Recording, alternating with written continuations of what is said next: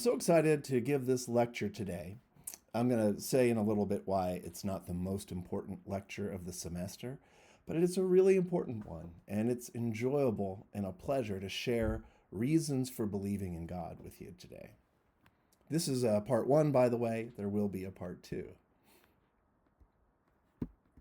So, the reason why I say this is not the most important of the lectures this semester is that the most important lecture of the semester, I believe, was the one that talks about the rationality of religious belief. And I hope that it's very clear in your head that the vast majority of what we believe, we know directly through experience.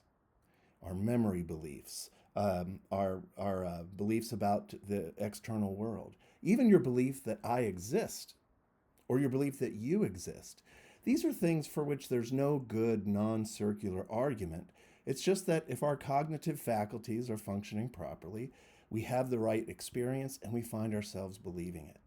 And so it's very important for yourself, and if you're helping other people deal with their concerns about whether or not they know God, for them to take seriously their experiences. And if they've had an experience of God and they're shrinking away from it because they think, well, I don't have proof, remind them that we don't have proof for any of the other things that we take seriously as things that we know. The belief in other people, the belief that my memory is sometimes reliable, even the belief that I am a self who is making decisions and creating thoughts. Not that there's just thought happening. All those beliefs that we talked about in that lecture, I think it's so important to emphasize that if God exists, he would have designed us to know him directly. Especially if God's desire is to know everyone in the world and to have them know him and interact with him, then how could it be that you'd have to have a list of arguments to know him? Think about all the people throughout history who had no formal training. Would it be that they just couldn't know God? No. If God exists, he's created us to be the kind of beings that know things directly, including that other people exist, including that our memory is sometimes reliable, including that we can trust that inductive reasoning that's worked in the past will work in the future. And also, we can trust our experiences of him. And so if you run into people who feel like they've experienced God, but they have doubts, encourage them to know that experiencing God is a way of knowing God directly, quite apart from arguments. And so I wanted to emphasize that first. But given that that's true, it's also true that there's a big role for arguments in the life of faith. And the role of arguments is not to create knowledge, but as defeaters. So perhaps I come to know that God exists, but then I have doubts because of suffering or because of other kinds of issues that come up in my life. And I want to know, in addition to my experience, are there reasons, are there arguments for God's existence? So the role of arguments is to support our direct experiences, our direct knowledge of God. And so they're very important. They're not unimportant. They're not everything. They're not even the foundation, but they are important. So I'm excited to talk about them today. And what I want to do is start off by just reminding us that there are two sources of knowledge. The first we're quite familiar with, and that's reason, right? And we use reason in a very broad sense.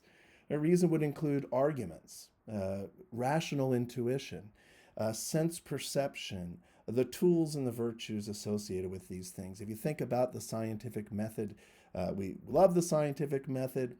It's not everything. It's actually quite limited because it only can deal with things that you can do experiments on. And so it's not going to tell us about meaning. It's not going to tell us about value, and it's not going to tell us directly about God, right? But reason's very important. It's one of our sources of knowledge. And then we have experience. And experience even is the foundation of all of our reasoning, as I explained in the previous lecture. I mean, you have to trust your memory, even to go through an argument, that you're remembering the different parts of the argument. You have to trust that that things that have happened a certain way in the past, we call them laws of nature, but it's just, as David Hume, the philosopher, pointed out, we have the habit of accepting that because things happen in a regular way in the past, they'll happen in the future. And so it's just an experience. It's a gut feeling that we go with. And so reason doesn't stand on its own. Reason stands on experience and trust. And so there's no such thing as being just a rational person. Sometimes people will say, oh, I, the atheist, am rational, and you believe in things you can't prove. Come on, atheist. Come on, agnostic. We're all people who are in the same boat, which is all of our reasoning gets down to experiences that we trust. Experiences of reasoning, and we trust them. And so experience is crucial even to reasoning. And what is experience? Well, sometimes it's our intuition, it's our heart, right? We have to make decisions in life about relationships and about morality and all kinds of things. It's our heart, it's love, it's faith, it's our spiritual experiences and insights, this sense of beauty that we have, the sense of awe, inspiration, etc. And then all the tools and the virtues associated with those. So as we talk about arguments today, we'll just keep those two things in mind, that experience is really the most important source of knowledge. It even undergirds reason. But that said, there are some good reasons for believing in God. So I want to start with the arguments we've discussed so far, or the arguments that have been in the readings up to this point. And I just want to summarize them for you and then move on to some arguments that we haven't discussed. So the first group of arguments that we looked at were cosmological arguments. And these come from the word cosmos, which is the word for the world or the universe. And so these are arguments that come from looking at the universe. And there's a number of ways of looking at the universe and saying, based on the universe and how it's set up, I can conclude that God exists. So among the cosmological arguments, the first is about the necessity of a necessary being. And we can summarize the argument this way. Everything we know in this world is contingent, which means it's caused by something outside of itself. This lecture is contingent, and it's being caused by me. But I'm also contingent. I didn't have to exist. I came into existence through the love and relationship of my parents. They didn't have to exist, and so forth. So everything that we see in this world, everything we know in the world is contingent, which means it might not have existed, right?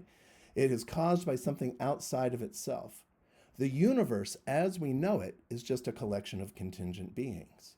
Thus, it needs to be explained by something outside of itself, which is not contingent. And the best explanation is a supernatural being that exists in and of itself, a being that we call in philosophy the uncaused cause. And so that is a summary of the first kind of cosmological argument that's based on there having to be something that's necessary being in order for there to be all the contingent beings that there are in the world. People will talk about the Big Bang as the origin of our universe, and we start with an infinitely dense item, a singularity, but there's no explanation for the singularity. The singularity is contingent as well, and you've read about this, but there's really a need for a necessary being, an uncaused cause, and there are reasons to think that that being, by the way, is personal, because there is time, and in other words, there was a moment of creation, and if there was a moment of creation, if the Big Bang is correct, then that means there had to be a choice for the universe to be created, and a choice suggests personhood. So we get an uncaused cause who is a person who can make choices. And then we look at intelligent design. So, and this is just looking at the way the universe is set up, that is so unlikely that it would be set up in a way that people like you and I could exist, that it seems as though it's custom made for us. So for organic life to exist, the fundamental regularities and constants of physics, the speed of light, the gravitational constant, the strength of the weak and the strong nuclear force, must all have values that together fall into a very narrow range. And if you did the reading, the numbers are astronomical.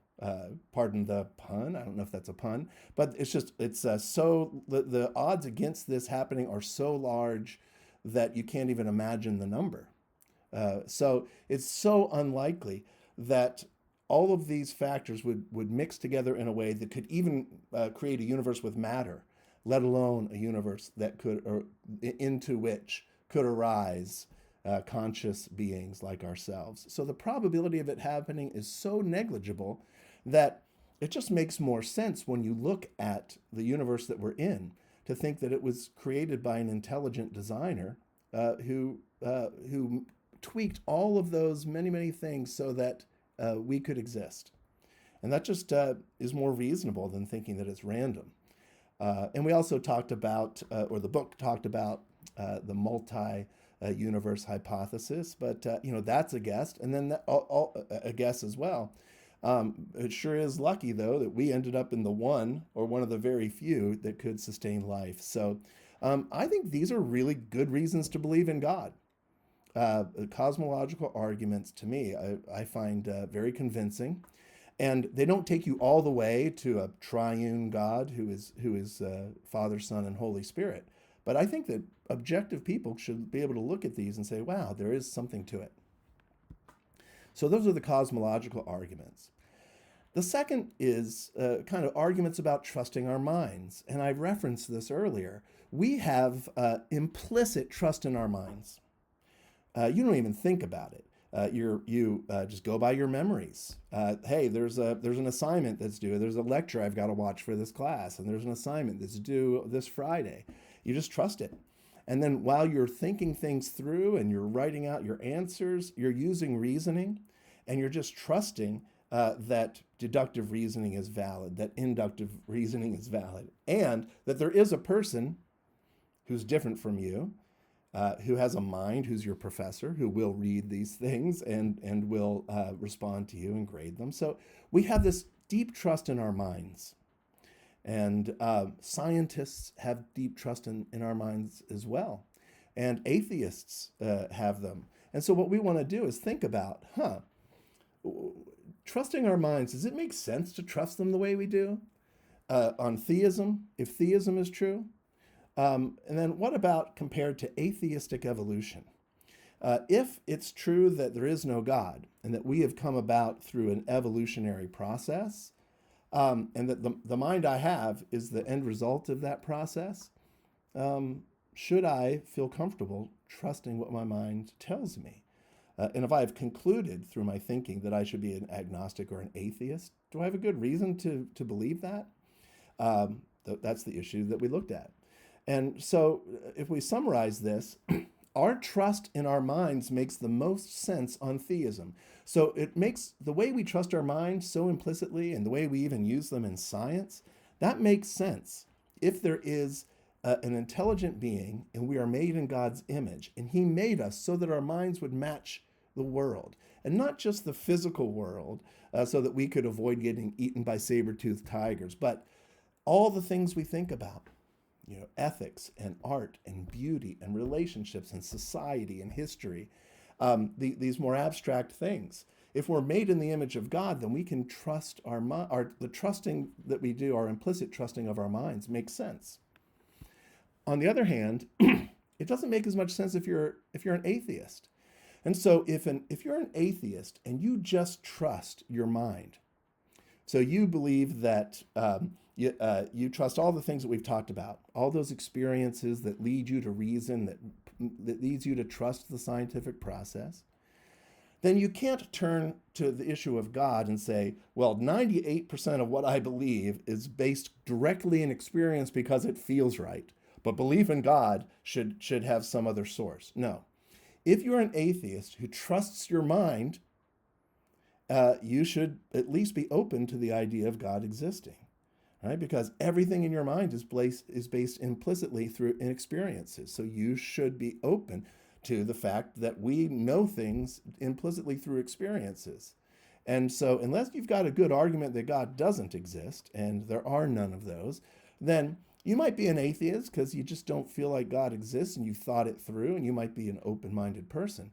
But you should at least be open to the possibility that you could know God directly and that others could know God directly.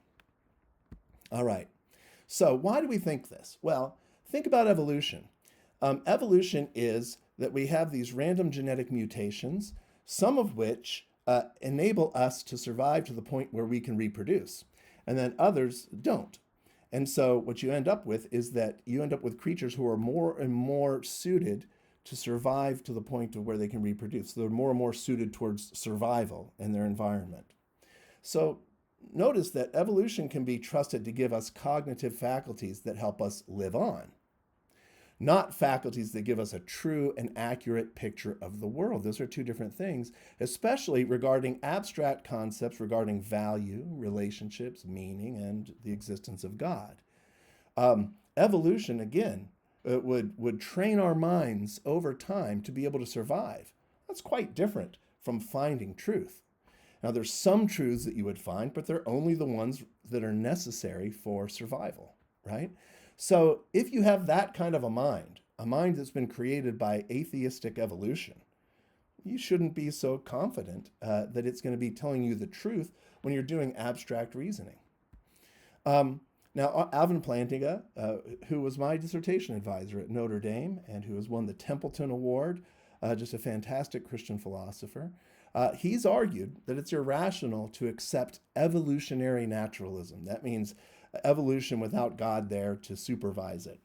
Because if it's true, if evolutionary naturalism is true, we cannot trust the methods that cause us to believe evolutionary naturalism or any scientific method at all. So if scientific naturalism is, or evolutionary naturalism is true, then we can't really trust the mental processes that have led us to believe in evolutionary naturalism.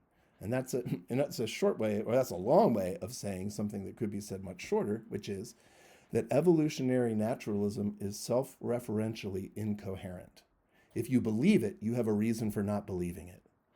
And that's remarkable, but that's not the case with theism. If you believe God exists, then you have that is supported by the fact that God would create our minds to be able to know truths about the world and truths about God. So evolutionary theorists either need to admit that we can trust what our minds tell us about things in general, that we can trust these implicit experience-based ways of knowing, and that would include God. Or they should admit that we just can't trust our minds about anything. But nobody's going to do that. So really, your atheist should admit that there could be a God. And they should also admit that, gosh, if there is a God, I could trust. I'm more comfortable trusting my mind if there is one. All right. So that's so what we're looking at is arguments that say, look, theism makes more sense of what we see in the world, and theism makes more sense of our trust for our minds. Okay. Now we want to talk about morality and rights and justice. And this is, I think, one of the strongest arguments for God's existence. And again, we want to look at this aspect of human experience and ask which approach to life better explains this, belief in God or atheism. And I would argue here that our experience of and belief in morality is best grounded in belief in God, not in atheism. So we all feel deeply that there are things that are objectively right and objectively wrong. Every single one of us has said that is a violation of someone's rights. That's terrible. That's wrong. That person should go to prison. That person should apologize. So, and when we say that, we're not saying that it would be advantageous for survival if that person went to jail, or it's better for our gene pool. No, it's just we have this deep conviction that there are things that are right and that there are things that are wrong, and that there are objective truths about those things. So we all feel that deeply, and the agnostic feels it as deeply as you and I do. Now, if there is a God who is the ultimate source and the objective ground of morality, this makes sense. Let's say we've been made in the image of God, like the Bible says, and then we have an infinite value because God created us on purpose with dignity. Then there's a reason to respect human rights. And if the objective ground of morality is God's own character, then these truths that we believe so strongly actually make sense, right? Our experience of and our belief in morality really makes sense if we were created by a God whose character is the ground of morality. But if atheism is true, our belief in objective right and wrong just doesn't make much sense. There's no good explanation. You just have to kind of guess that it's, it works for us or something. But because things work for us in an evolutionary sense, is no reason to think that they're true, right? So it just doesn't make much sense. We have these deep convictions about right and wrong. They just don't make much sense if atheism's true, right? So what's the best explanation of our moral sensibility and how we think and our criminal justice system? The best explanation is that God exists. And the other thing I want to mention that wasn't really brought up in the book is that we have this deep longing for justice. Now, why would we have this deep longing for justice if there is no God, right? Because there is no justice in nature. It's just, oh, this animal caught this one off guard and ate it, right? But our deep longing for justice makes much more sense, because theism promises that all the injustices in this world will be exposed and be made right. If you have found yourself deeply frustrated over the last decade at things that were deeply wrong, that turned out that people got away with murder, there's a deep injustice and we haven't fixed it, war crimes, horrible things going on in the world. If God exists, we have the promise that nothing stays in the darkness. Everything is brought up into the light and everything will be made right. And that's a powerful motivation to keep going and living the life of excellence and the life of justice. And so our experience of and belief in morality really makes sense on theism, does not make much sense if atheism is true. Now we want to talk about the meaning of life, in particular, the concept of absurdity. Can you find meaning in life if there is no God? Real meaning. Does life make sense, and our belief in meaning make sense on atheism? So I think that the main idea here is this. Look, the only possibility of true meaning is if there's a God. Now, we might be able to create some kind of a meaning that's temporary. It makes us feel like life is meaningful. But ultimate meaning needs a foundation that's necessary, objective, and eternal, right? Because if everything gets wiped out, then the meaning gets wiped out. And so ultimate meaning, real meaning, needs a foundation that's necessary and eternal. And people's attempts to create their own sense of meaning, absolute meaning, not meaning, like the meaning of my life is this in the overall scheme of God's plan, but people's attempt to create their own sense of meaning in a godless universe is ultimately random and meaningless. In fact, it's very hard to see how there's human freedom even in a godless universe. And so how could you choose meaning? You can't freely choose anything, probably. But certainly, anybody who's trying to create, in an ultimate sense, true meaning really is pretending. It's something that cannot be done by a contingent being that is in a mechanistic universe. Everything that they do, everyone who's trying to create this meaning, everyone they love, everything they pursue, will not only be undone, the things they pursue will be undone, the people they love will die, but all of humanity and all of its memories are destined for destructions. So there's just no ultimate meaning that we can create ourselves.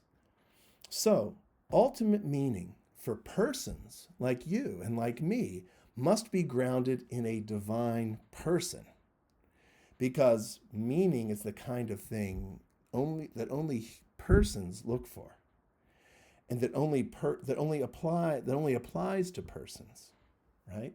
Now you can have functions in a materialistic universe, but ultimate meaning is something about persons. We think we're all persons, but in order for there to be ultimate meaning, that means there has to be a person, and that uncaused cause, that necessary being we talked about before, has to be a person. And this person cannot die and will preserve all of our memories and preserve everything that has ever happened. And that is the ground for true meaning. But without a God, there cannot be true meaning. I want to go a little bit more deeply into this because I love the way Albert Camus, I love his writing actually, and I also love the way that he lays this out.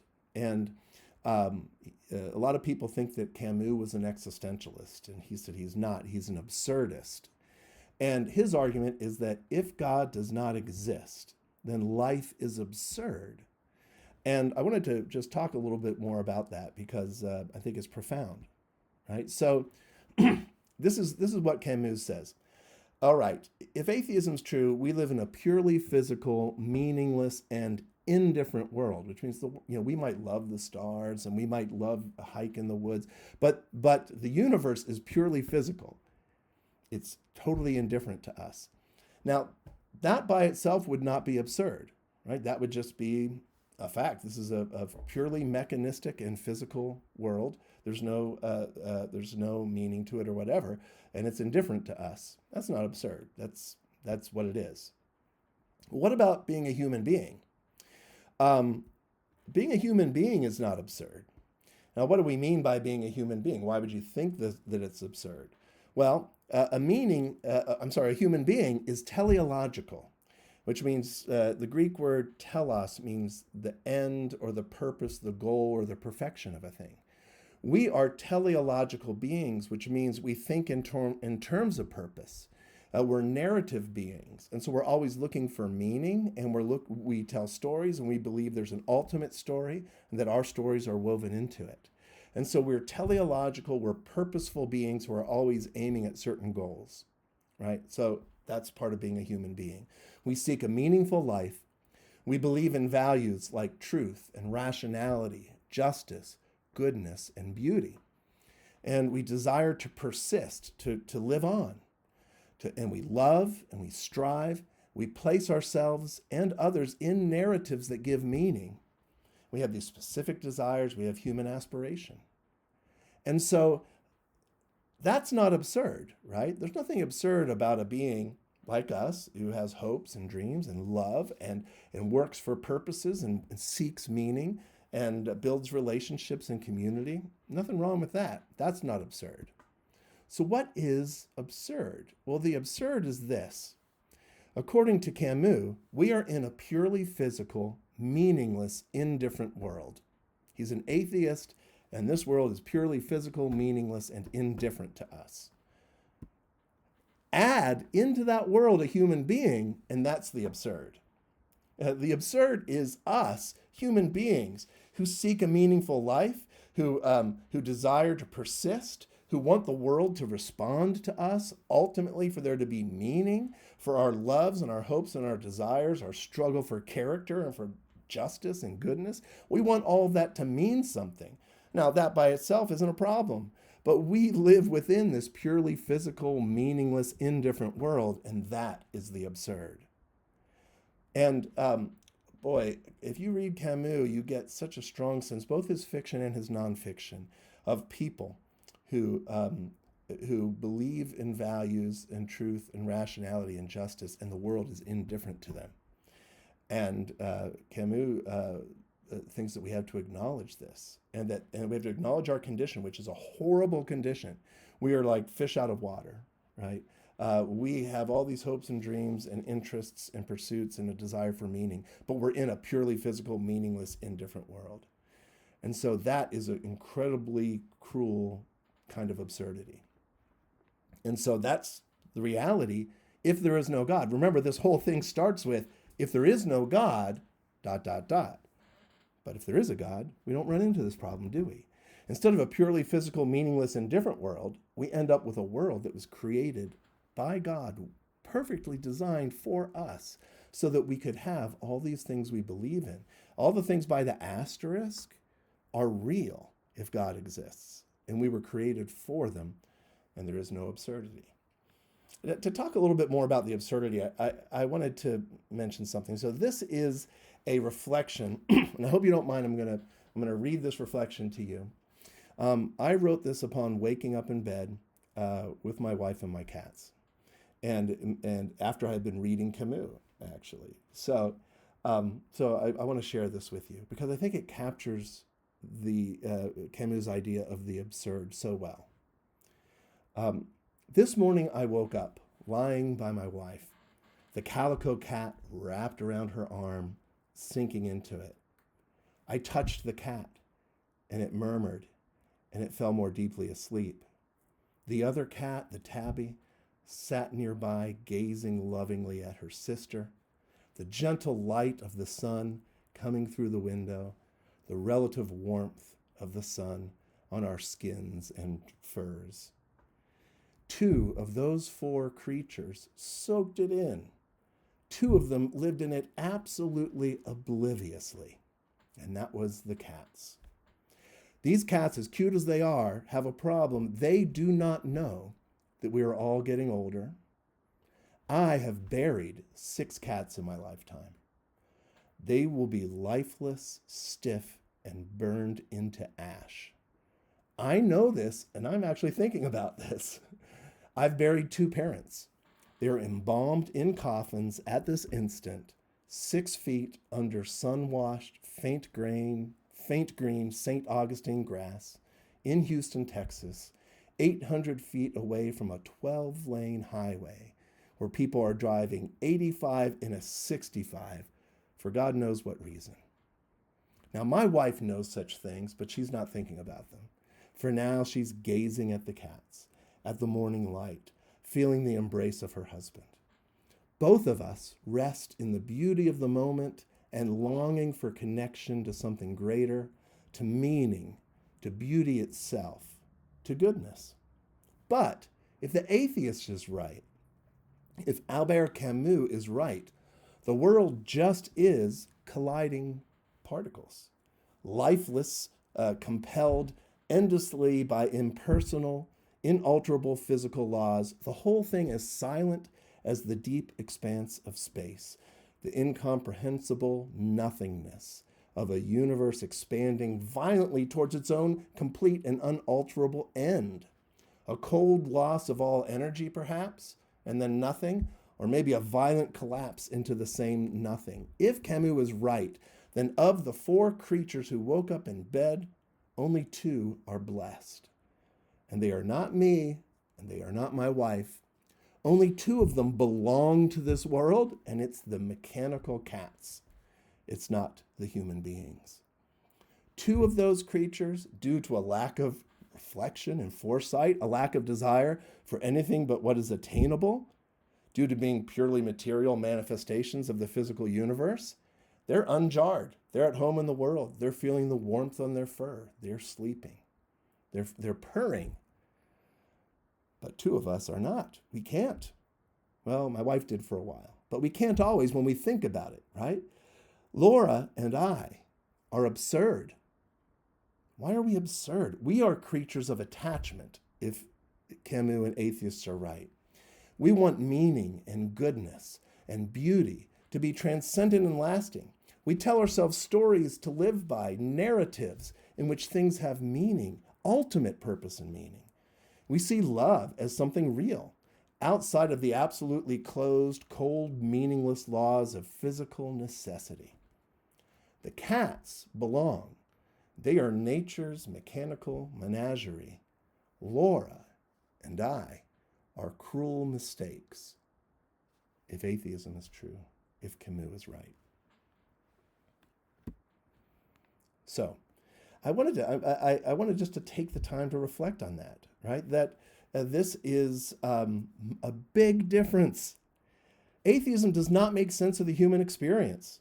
And I understand, like, if there was no good reason to believe in God and you were just stuck with it, then you deal. And that's what Camus was trying to do. But life is absurd without God. And anyone who thinks it's not absurd really is pretending. And so we have to help people see that. And we have to help them see how wonderful the world looks from the perspective of God actually existing. So, some arguments we haven't discussed yet, and the absurdity of life you had read about, I wanted to go into more depth on that. Here are some arguments that we haven't discussed yet, and I'm going to touch on just a few of them. What about beauty? Is it real or is it an illusion? Is beauty and our desire for beauty, is it indicative of something 100% real? Or is it kind of a odd and absurd illusion? On atheism, our love for beauty is absurd. And again, that's why I wanted to go into depth on absurdity. Because there is no such thing as beauty, right? What is ultimately real are, at the subatomic level, you've got these forces, and it's a physical reality, unalterable physical laws, one thing causing the next. The physical world's what's real, and there's nothing beyond it, right? It's just a physical, an unthinking, indifferent physical reality. But I look at this. I love this photograph, right? It's gorgeous. You have the sunflowers, which are a symbol of optimism, and yet you have the dark rain clouds, right? And then behind it, there's still some light, and off in the distance you can see rain, and that's a suggestion that the yearning of our heart to be optimistic is not naive, but it will be watered and nurtured, right? I see beauty and meaning in this photograph. But if atheism is true, that's all just an illusion, right? Those are words, but they're not a reality. Now, if theism is true, then what I feel when I see something beautiful is real, and it's a clue to my ultimate destiny as a human being. I've told my son this, that I write down, I have a document called Just Phrases. If I see someone say something just perfectly, I write it down and I feel this joy, right? What's going on there? And when I see someone behaving well, like acting virtuously or with character, when it would be very easy for them not to, it gives me this sense of joy. Why is that? Is it just a kind of a random occurrence in a physical world? I don't think so. I think I'm being connected to God himself, who is goodness, who is beauty. And so anytime I fully appreciate beauty and I get a sense of wonder, I'm experiencing God. And so our love for beauty, our pursuit of beauty, our appreciation of beauty makes sense if there is a God. And I want to say a little bit more about that. I'm going to read something to you. This will be reading number 2. I hope that you'll appreciate this. Some of you may have read part of this before. One of my favorite essays by C.S. Lewis is called The Weight of Glory. And I'm just going to share with you parts that have to do with this sense of beauty that we experience in the world and the yearning that we sense when we experience something so beautiful that our heart just is full. And it might be love in our relationships. It might be a relationship being healed. It might be in the physical world. What happens when we see something so beautiful? And C.S. Lewis called this a sense of joy. He used the word joy in this way as a yearning that is so deep it can't be satisfied in this world. And so near the end of The Weight of Glory essay, he talks about this. And so I want to share this with you. And again, this is a part of the argument I see this as a part of the argument from beauty for the existence of God. So we're picking up in the middle. And Lewis says this: when I attempted a few minutes ago to describe our spiritual longings, I was omitting one of their most curious characteristics. We usually notice it just at the moment that the vision dies away, as the music ends, or as the landscape loses the celestial light. What we feel then has been well described by poet Keats as the journey homeward to habitual self. You know what I mean. For a few minutes, we have had the illusion of belonging to that world. I mean, I'm taking a step out for a second. Just imagine something in your life you've experienced that's so gorgeous. Maybe it's a sunset, and you're just filled to the brim, and then it goes away and it's dark. While you were experiencing that sunset, he says, for a few moments, we've had the illusion of belonging to the sunset, belonging to that world. Now we wake to find that it is no such thing. We have been mere spectators. Beauty has smiled, but not to welcome us, right? This is if this is an atheistic, mechanistic, materialistic world. Beauty has smiled, but not to welcome us. Her face was turned in our direction, but not to see us. We have not been accepted, welcomed, taken into the dance. We may go when we please. We may stay if we can. Nobody marks us. A scientist may reply that since most of the things we call beautiful are inanimate, it's not very surprising that they take no notice of us. That, of course, is true. It is not the physical objects I am speaking of, but that indescribable something of which they become for a moment the messengers. And I love that line from Lewis. When you experience beauty in the world, it is something, it's not that thing itself that you need or want. Those things are just messengers of something beyond, something purely good, purely beautiful. Beauty itself, goodness itself. So it's not the physical objects, not the sunset he says he's talking about, but that indescribable something of which that beautiful thing becomes for a moment the messengers. Now, we should hardly dare to ask that any notice be taken of ourselves, but still we pine, right? We yearn. The sense that in this universe we are treated as strangers, the longing to be acknowledged, to meet with some response, to bridge some chasm that yawns between us and what is truly real. That's part of my inconsolable secret. It's a yearning that's so deep that cannot be fulfilled in this life. He goes on, apparently then, our lifelong nostalgia, our longing to be reunited with something in the universe from which we now feel cut off, to be on the inside of some door which we have always seen from the outside, is no mere neurotic fancy. It doesn't have a merely psychological explanation, but it's the truest index of our real situation. And to be at last summoned inside would be both glory and honor beyond all of our merits, and also the healing of that old perpetual ache inside of us. The Bible says this, we are to shine as the sun. We will be given the morning star. I think I begin to see what it means. In one way, of course, God has given us the morning star. You can go and enjoy it on many fine mornings if you get up early enough. What more, you may ask, do we want? But we want so much more than to be able to look up in the sky and see Venus, the morning star. We want so much more. What is it that we want? The poets and the mythologies know all about it. We do not want merely to see beauty, though God knows even that is bounty enough. We want something else that can hardly be put into words, to be united with the beauty that we see, to pass into it, to receive it into ourselves, to bathe in it, to become part of it. I want to read that again. We do not merely want to see beauty, though God knows even that is bounty enough. We want something else which can hardly be put into words, to be united with beauty, to be united with the beauty that we see, to pass into it, to receive it into ourselves, to bathe in it, to become part of it. That is why the poets tell us such lovely falsehoods. They talk as if the west wind could really sweep into a human soul, but it can't.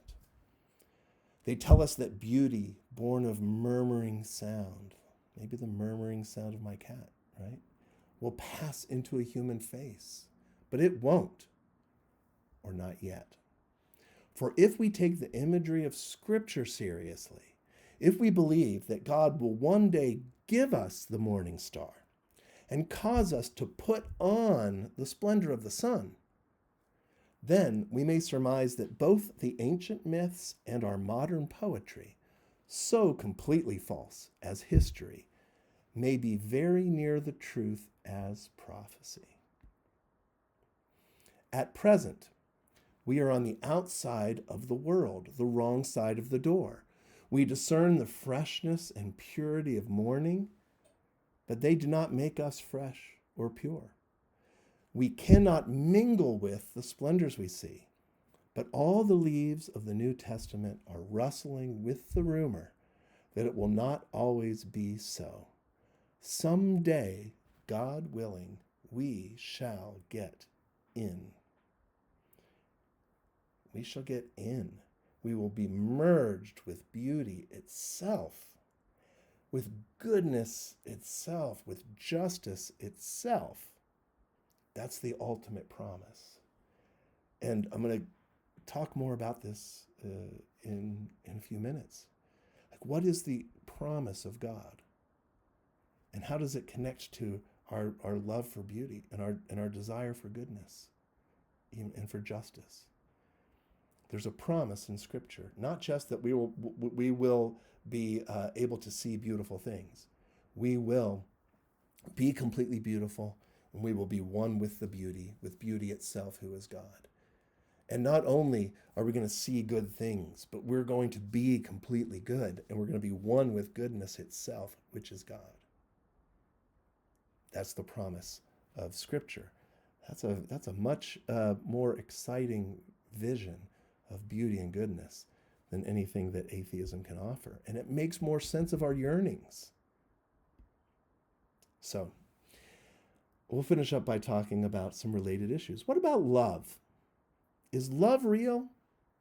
Or is it an illusion? Well, if you think about it, if atheism is true, love might feel good, or we might feel like it's real, but it's impossible for love to be real. Because just like this robot on the screen, the person you love is a robot. You yourself are a robot. You know, the sun went down at a certain time today, the wind blew in a certain way, just because it was predetermined to do so by the physical laws of nature.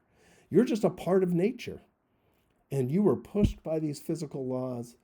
Your significant other, or your child, right, or someone else that you love, it's just a robot. It's just like a branch falling from a tree. It's totally predetermined by pre-existing laws of nature. It can't love. Right? People say cats can't love. I don't know about that. They seem like they can. But robots certainly cannot. But honestly, if atheism's true and we're in part of a mechanistic universe, we are all really pre-programmed robots.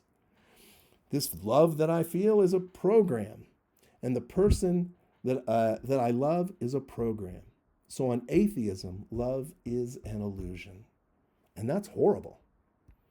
Love is one of the most important things that we sense in our lives. But what about on theism? If theism is true, love is real. It's real. It's not just something we imagine. Why is it that love is real? First of all, if we are spirits made in the image of God, then we are not completely caught up in this mechanistic universe where everything is predetermined by the laws of nature. We are in it, but we're not completely determined by it. God has given us free will. My wife loves me. That doesn't mean anything if she's a robot. Let's say that I just bought her and she was a robot and she says, I love you. I have an iPhone now, and I really appreciate that when I say, ask Siri for something, I say thank you, and she says, you're welcome, or she says, don't mention it. But Siri's not real. And she was programmed to say that. If atheism's true, my wife is no more real than Siri because she's programmed to say and do all the things that she does. But if God is real, then he has given us spirits that are free. And so my wife has chosen to be with me. She's chosen to be faithful to me. She's chosen to adore me and to look past my failures. She's chosen to forgive me. She's chosen to build a life with me. Freedom is necessary for love. Freedom is not possible on atheism. It is possible on theism. So love is real because we are free. And so if you appreciate someone loving you, choosing to love you, that's a real thing. And your love for them and the way you show it through your choices is real. So why is love real? Because in a theistic universe, we have freedom. And we choose to treat one another the way that we treat one another and to mold our feelings towards one another in a way that uplifts them. Love is very real in Christianity. I haven't gotten into arguments for the Christian faith yet. We're going to talk about those soon, but there's no faith like Christianity. Why is that? I used to think, well, this is a little odd to say that God is one God in three persons. Like, well, that seems like a contradiction. And critics of Christianity will say, yeah, you're a polytheist. You believe in a Father, you believe in Son, you believe in Holy Spirit. I say to those people, you don't have much imagination, because when we're talking about God being a Trinity, we're talking about the very nature of God. We already mentioned this. God is the uncaused cause. I can't even imagine how there can be a being that caused itself, right? That is a necessary, not a contingent being. God is infinite. I live in 4 dimensions, 3 or 4 dimensions. If God exists, maybe he lives in infinite dimensions. I can't even imagine it, right? So when it comes to describing the very nature of God, we should expect some metaphor, some poetry, right? If you are looking at a religion and the very nature of God is described in a way that makes perfect logical sense, then I say that's made up. Human beings just made it up. In Christianity, we've got this mystery, right? God is one person, is one God, 3 persons, Father, Son, and Holy Spirit. And it's true. It's as true as our minds can understand, but it's poetic. It's metaphorical. It is a formula to help us get a grasp of something that our minds couldn't really comprehend. But here's what I know. Because there's 3 persons, there's love. There's the possibility of real love. In other religions, you say, well, if you were to say God is love, all you can mean is that God is loving, right? But in Christianity, Father, Son, and Holy Spirit are a community loving one another from all of eternity. God is love, literally, not just loving. God is love. And that is the power of the Trinity. From all of eternity, there is relationship. God is relationship. God is right relationship. God is love. And so when I love my wife, or I love my son, or I love somebody who is in need, someone who's suffering from injustice, what is happening? For a moment, just like I was saying that in beauty, I get drawn up into something. I'm actually experiencing God. I'm getting drawn up into a little bit of the Spirit of God. When I love, I'm being drawn up into the Trinity in a very incomplete, imperfect way. And so the love between my wife and I is a participation in the eternal, perfect being who is God. Think how amazing that is. Look what that does to all of our relationships. How meaningful is life as a theist, in particular as a Christian? Love is not only real because of freedom, because we can actually choose and we're not robots. Love is everything. Love is the source of everything. God is love. From all of eternity, the foundation, most real thing, and the source of all else is love. That's amazing. It's beautiful. So love is real because we're free. And in Christianity, love is the most ultimate reality from all of eternity. And then eternity. You think about love and you think, I really loved this person, but then they died and then I die. What happens to that love? Nobody, if atheism's true, someone said this to me, and I think it's the best a atheist can do, and so I appreciate it. When my parents died, my father died, and then my mother died, and then my uncle died. I lost 3 uncles this year, and someone said, I said I believe in that they still exist. People cannot die, and this person said, as long as we keep their memory alive, they are alive with us. All right, that's okay. That's the best you can do. But eventually we're going to forget. Think about my great-great-grandfather. I don't know crap about him. And I bet nobody else does either. No one remembers him. So that's it for him. All the love he experienced, all as loving as he was, nobody knows anything about it. It's gone. So if your comfort when someone dies is that let's keep their memory alive so that will keep them alive, that is not at all moving to me. I'm not impressed by that, especially because there's no reason not to believe in God. I've experienced God. I know God. There's so many good arguments that God exists. And if God exists, then love is real and it's eternal. My parents are still alive. The love, my mom nurtured me so well. She was such a good mother. Sitting me down at the table, helping me do my homework after she had spent her whole day working. That love is real and it is eternal. It is in my mom's memory. She still lives beyond death. I will live beyond death, and it is eternally remembered perfectly by God himself. So yeah, love is real. On a theistic view, love that we think is the most important thing, it is deep, deep, deep. It's super real because we have freedom, so you can really appreciate being loved by someone. The Trinity is love. Love is community from all of eternity. And every time we participate in it, we're experiencing a little bit of God and being drawn into the Trinity. That's powerful. That takes our daily experiences and really makes them something to be in awe of. And no, we're not going to lose it. And we don't have to have lame, as long as we remember them, they're in our hearts. I'm not impressed by that because I have the real thing. Eternity. My parents are living beyond death. I will meet them again. That love is real. Every loving experience is eternal. And that makes much more sense than an atheistic world. All right. I want to talk a little bit more about these two things, truth and goodness. And we're gonna do it with the help of Aristotle and Aquinas. We've already talked about the fact when we talked about our minds that the trust we have in our minds and our belief in truth is something that makes much more sense on theism than atheism, right? And we talked about morality, right? And that our moral beliefs and our beliefs in rights and justice make so much more sense if God exists. If God doesn't exist, it's just weird, and it doesn't make sense, and it doesn't mean what we think it means. We're just pretending. But how does this tie into God's ultimate call for us and why we're living in this world, and how does it tie into meaning? And as someone who studied when I was at Notre Dame, we took a test. In order to get my master's degree, I took a test on the history of philosophy. It was the hardest thing I ever did.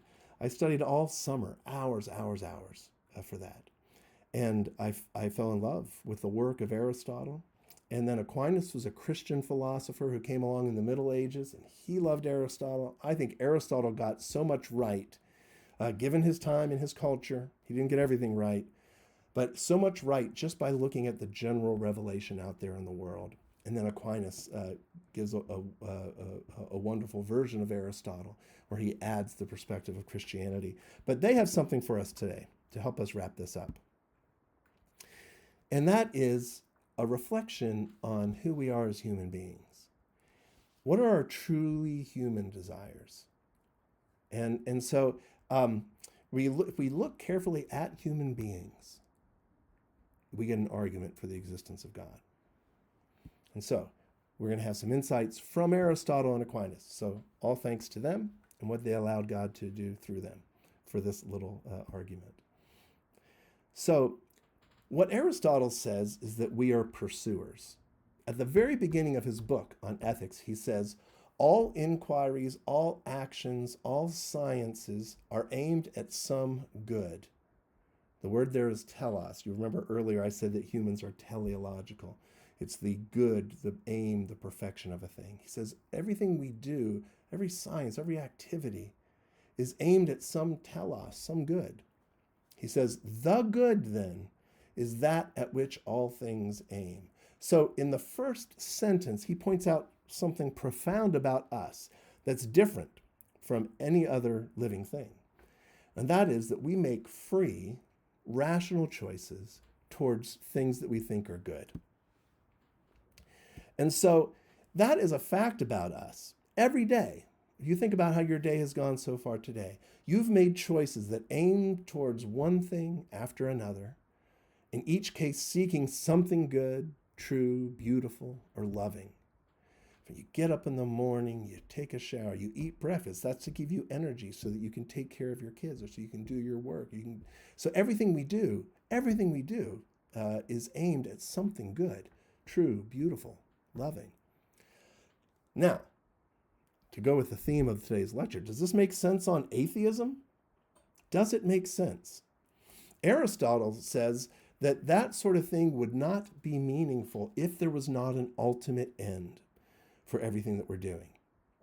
So everything that we're doing, this aiming towards one thing or another, the person in this picture is climbing some steps, obviously going somewhere, doing something. Does it make sense if there is no perfect end at the end of all these choosings, at the end of all these choices? Does it make sense? Is it meaningful? Well, Aristotle says in the first book of his book on ethics called the Nicomachean Ethics that if there is not an ultimate end, then everything that we do is without purpose and direction. So he is convinced that there is an ultimate end, and there has to be, or else all of our choices would be random. So is there ultimately a meaning? Is there an ultimate end? Aristotle believes there is. We are pursuers by nature. In the first line of this book, he really captures who we are. What follows from this? Aristotle says then that there is a human good. There is an ultimate telos for everything we do. So think about it this way. I got up this morning, I ate breakfast. I did that so I'd have energy to finish writing this lecture. So the telos was to write the lecture. And then the telos of writing the lecture was to help communicate truths to other people. But that's not the ultimate telos. The telos there is to help improve your lives, to maybe help you to minister to your own doubts or to minister to those who are doubting. But that's not the ultimate telos either. That leads to a still further telos.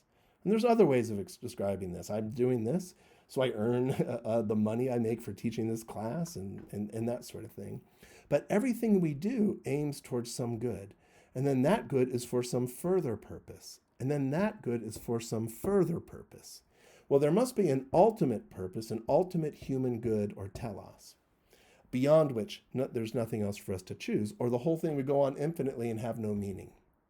So, what is the human good or the human telos? Aristotle says this: it's the natural end of all of our actions. It's that at which, whether we realize it or not, that at which all of our rational choices aim. So, if that is the case, then when we reach the human telos, it will fulfill all truly human desires, and it will leave nothing beyond it to be wished for or to be chosen, right? Because there's got to be an ultimate telos, or else the choosing would just go on forever. And if it's not aimed at anything, then it's meaningless. So there has to be a human good. And Aristotle's not arguing this from the Bible. You know, he didn't know about the Bible. He's just saying, just from the logic of acting for goods, there's got to be an ultimate human good at which all of our choices aim. And if there's something beyond it for us to wish for or desire, then it's not the ultimate, and that chain of choosings keeps going. So there is a human good, and it fulfills all of our truly human desires, and it leaves nothing beyond it for us to wish for or to choose. So that's an important question, isn't it? What are our truly human desires? If we could know what our truly human desires are, then we'll know there is an end in which all those truly human desires are fulfilled. So I know this is a long lecture, so I want to say that again. If there is an end for human beings, and there has to be, or else all of our actions are meaningless. If there is an end which fulfills all truly human desires, well, if we can identify what those truly human desires are, it'll tell us what the ultimate end for us is. Well, I'm about to do that, and this is actually following in the footsteps of Aquinas. given what truly human desires we have. We can give an argument that God exists. All right. So there's a natural end to all of our actions. What are our true human desires? The first is truth. Aristotle points this out. He calls us rational beings. There's a famous book about Aristotle called The Desire to Understand. So one of the things that makes us unique as human beings is that we have a unique capacity for rational thought and for seeking truth and trying to make choices in accordance with truth. We are truth pursuers, truth lovers. And Aristotle would say we're good at it. We're made for it. It's part of our function. We have a knack for finding truth. And so notice, though, that in this life, the amount of truth I can grasp is so limited. It's one of the reasons why diversity is so important. You can learn truths that other people have experienced or get familiar with arguments that they've heard that you haven't. But you spend your whole life seeking truth, and it's a drop in the bucket. The truths you don't know far outweigh the truths that you know.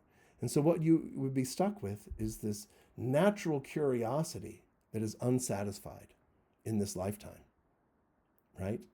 So we are naturally seeking truth and knowledge all the time. We have a natural curiosity for it. That's a truly human desire that cannot be fulfilled in this earthly life. That's a clue, right? Goodness. We just talked about how we're always seeking something good. Every time we choose is because we think it's good for us, for someone else. We want goodness, but our desire for goodness cannot be completely fulfilled in this lifetime. There will always be other good things. Even if we reach flourishing or goodness as Aristotle describes it, we want to maintain that goodness. But we're going to get old. We're going to get sick. We're going to die. We're going to lose it all. And so we have this natural desire for not just good things, but for goodness itself. And to have those things and not to lose them, that's good, right? You have good things. You want to have them eternally, but you can't have that in this life. Everything withers and dies. So every time we choose, we're thinking, trying to understand truth, and we're choosing for goodness. Those are truly human desires. I don't think anybody would deny that those define human beings. They cannot be ultimately fulfilled in this lifetime. We also have a desire for meaning, right? For ultimate meaning.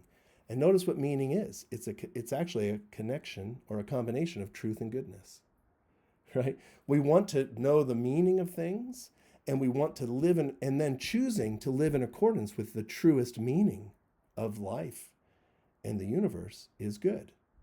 So truth and goodness together is meaning.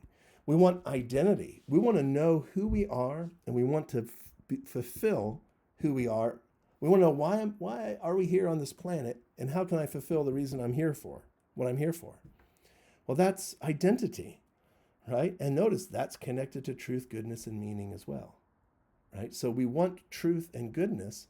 My identity is who I am, how the meaning of my life fits into the overall meaning of everyone else's life and of the universe and of existence as a whole. So we are seeking truth and goodness. They cannot be achieved ultimately in this life. We want identity and meaning. And as much as we understand meaning, there's so much more that we're not going to understand in this lifetime. As much as we come to understand and live out our identity in this world, so much is left undone. And it's because we die. We get old and we die. And that's the last thing that is a truly human desire, and that's for permanence. We naturally desire for the good things we have not to be lost. We desire our loves to stay strong. We desire the people we love not to die. We desire our cognitive faculties not to wither. We don't want to get dementia, and lose everything. So these are truly human desires, right? Desire for permanence, identity, meaning, goodness, and truth. And these are desires, by the way, that if atheistic naturalistic evolution is true, I've had a long, long time to get rid of these desires. Why? But we still have them, and we have them more deeply than ever. Why do we have these? They indicate what our true end in life is. We're natural knowers, but we can't satisfy our curiosity in this life. We're naturally seeking the good, but that can't be satisfied in this life. We seek ultimate meaning and identity and permanence. And those things cannot be had in the earthly life, no matter how well we pursue it and how good we try to be. And ultimately, we want love. And love, again, is, by its very nature, something that requires freedom and permanence and eternity. And I think if you really reflect on it, once you start to believe in a world in which God is a Trinity from all of eternity, in which love, not just being loving, but love itself is the root of everything, a world where love itself is not at the root of everything is going to be deeply dissatisfying. So these are truly human desires. They cannot be met, no matter how hard we try in this lifetime. So what is the ultimate good for human beings? And this is my last slide, believe it or not. What is the ultimate good? What is it that is where our desire for truth can be fulfilled? So not only do we have a small understanding of the truth, but we completely grasp all truth. And our curiosity is absolutely satisfied. And that we have complete knowledge of ourselves and everything else. And we ourselves are true. Goodness, not only do we have good things, but everything that is good we have, and we would have permanently. And to get back to what Aristotle or what C.S. Lewis was saying, not only do we say, oh, there is God and God is good, we become one with God in eternity. God is the truth and we become one with the truth. God is goodness itself and we are allowed in.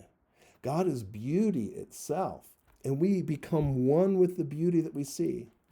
So when you see whatever it is, a beautiful sunset, someone do something gracious, the shadow as it falls on the street or on a lawn or on a porch, a beautiful word, a gentle word, anything beautiful that you see, music, painting, you have that yearning for it.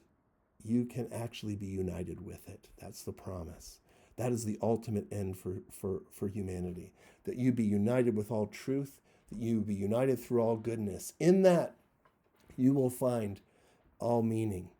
And you'll find your identity. And unlike some other religions, like certain versions of Buddhism, where you lose your identity when you reach the ultimate end, you are always going to be yourself, and yet you're going to be deeply united with all of the rest of God's people in eternity, and deeply united with God himself, with every member of the Trinity. Think about it. Back to the Trinity, right? The Trinity is not an accident. It wasn't something people just made up for fun, right? Identity. You're going to retain your identity. You are going to become the perfection, absolute flourishing of what God always designed for you to be. And you're not going to be lost in the crowd. You're going to maintain your identity, but be one with everyone else and with God. And that's exactly what Father, Son, and Holy Spirit have experienced from all of eternity. You will become part of love, and yet you don't lose your identity. It's the Trinity. There is one God, three persons. That's a mystery. They are so united in love, they are one being, and yet they each have an identity. That's a mystery, that's poetry, that's metaphor, but it's true poetry and true metaphor. That's what you're going to be drawn up into. You will find your identity, and you'll find unity. It's permanent, and it's love itself. And that is what Aquinas uses, kind of an odd phrase for this. He calls it the vision of the divine essence. We come to see the very essence and nature of God. We're united with truth itself. We're united with goodness itself. We're united with beauty itself. And with all of the rest of those who God has called and saved. Because love is community, right? And so this is the ultimate end for human beings. Now, if this is the ultimate end, first of all, let me just say two things to wrap this up. Just by Aristotle saying, the fact that we're choosers means that there has to be an end, or else all of our choices are meaningless. And if there is an end, it's got to be something that completely satisfies all truly human desires. And then we recognize we have the desire for truth, goodness, meaning, identity, permanence, and love. And those can't be fulfilled no matter how hard we try in this earthly life. Then, if there is an end, it must be the fulfillment of all these truly human desires. And that's union with God in eternity. That is a high, high vision of life and meaning. It imbues every moment of every day with meaning and purpose. And so I wanted to share that with you because I think every one of those things on the screen, all people, whether they believe in God, whether they're doubting, whether they are atheists, agnostics, they all want truth and desire, and they're naturally curious. They all want goodness, and they're trying to reach for things that are good. They all want meaning and identity. They all want permanence and love. Why do they have those things so deeply? If there is no God, all of that is illusion. There is no such real thing as truth in a mechanistic universe that just is. There's no goodness. You can't make sense of morality. There's no ultimate meaning. There's no ultimate identity. You're just a collection of atoms. And so there's no love. And there certainly is no permanence. So given that everybody experiences those things and has a deep desire for those things, the theistic world makes so much more sense of them. And so given that we can experience God, and given that there's really good arguments that God exists, and given that we have all of these natural desires, and they make no sense on atheism, but they make perfect sense on theism. And not only do they make perfect sense, but they elevate us. Why would anybody not believe in God? And the Trinity, for me, is a clue to the truth of Christianity. And we'll talk more about arguments for Christianity in particular later, but why would anyone not be a Christian? I will leave you with that question. Thank you so much for your time, and I look forward to interacting with you guys and talking about this. Take care.